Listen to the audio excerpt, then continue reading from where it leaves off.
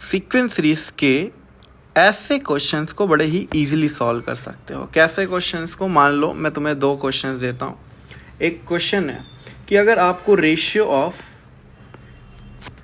Some of n terms दिए हुए हैं दो एपी के, n terms of two APs,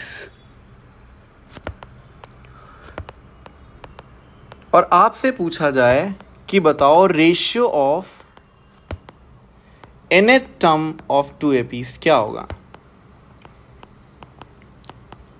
तो अगर मान लो ratio of sum of n term दिया है that is S n upon S n dash, दोनों एपी का दिया हुआ है। दैट इज फॉर एग्जाम्पल कोई एक्सप्रेशन है एन में F N upon G N दिया हुआ है। तो आपको क्या करना है, अगर आपको टी एन का रेशियो निकालना है तो आप T N upon T N dash को आप n की जगह पे सिंपली 2n-1 लिख दो। जो भी एक्सप्रेशन है वहां पे n की जगह पे 2n-1 लिख दो, ये फटाफट सॉल्व हो जाएगा। फॉर एग्जांपल एक एग्जांपल लेते हैं कि दो AP के सम का रेशियो दिया हुआ है हमें 3n-13 upon 5n+21। Now if we have to calculate the ratio of nth term of these two AP, then just replace n by 2n-1। तो इसको 2n-1 से आप फटाफट रिप्लेस कर दो। ये जो भी एक्सप्रेशन आया ये nth टर्म का रेशियो आएगा। आई होप कि आप देख पा रहे हो, ये nth टर्म का रेशियो आएगा।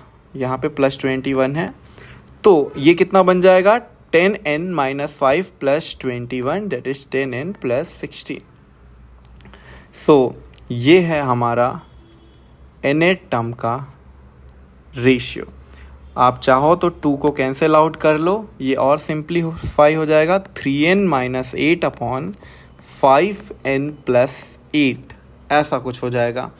सो मान लो आपसे पूछा जाता कि अगर सम ऑफ एन टर्म का रेशियो कुछ ऐसा है तो आपको बताना हो अगर कि 11th टर्म का रेशियो बता दो या 10th टर्म का रेशियो बता दो, तो आप सिंपली यहाँ पे n की जगह पे 10 रख दो। तो 3 × 10-8 अपॉन 5 × 10+8। तो कमेंट बॉक्स में बताना ये कितना आएगा रेशियो। ऐसे अगर आपको इसका उल्टा पूछा जाए तो ट्रिक 2 इसमें काम आएगा। उल्टा पूछने का मतलब आपको बोला जाए कि भैया nth टर्म का रेशियो गिवन है और वो nth टर्म का रेशियो कुछ ऐसा दिखता है fn अपॉन gn। नाउ आपसे पूछा जाए कि सम ऑफ n टर्म्स का रेशियो क्या होगा, तो आप सिंपली क्या करो, n को रिप्लेस कर दो n+1/2 से।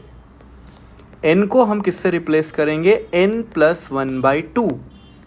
फॉर एग्जाम्पल एक क्वेश्चन है जिसमें nth टर्म का रेशियो दे रखा है। क्या दे रखा है nth टर्म का रेशियो?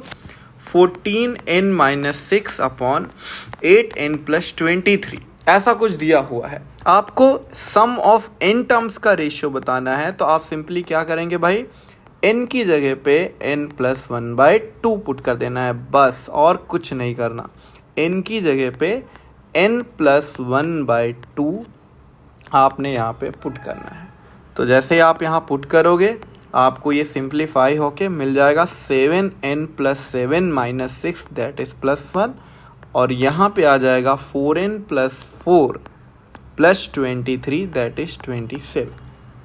सो यही है हमारा सम ऑफ n टर्म्स का रेशियो। मान लो अगर आपसे सम ऑफ 10 टर्म्स का रेशियो पूछेगा तो आप क्या करेंगे, n की जगह पे यहाँ पे 10 रख देंगे। तो मुझे नहीं लगता बहुत टाइम लगेगा इस पूरे काम को करने में। आराम से ये हो जाएगा 71/67। ठीक है भाई।